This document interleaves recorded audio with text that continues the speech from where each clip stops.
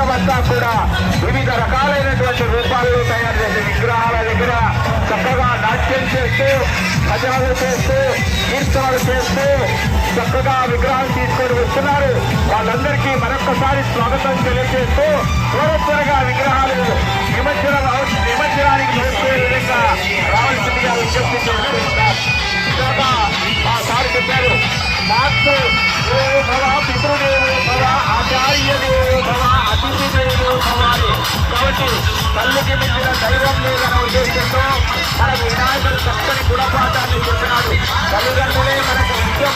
ఆ యొక్క విగ్రహాలంతా కూడా ప్రదర్శన చేసినటువంటి ఆ యొక్క ఫలితాన్ని కేవలం తల్లిదండ్రులకు మాత్రమే నమస్కారం చేసి లభిస్తుంది.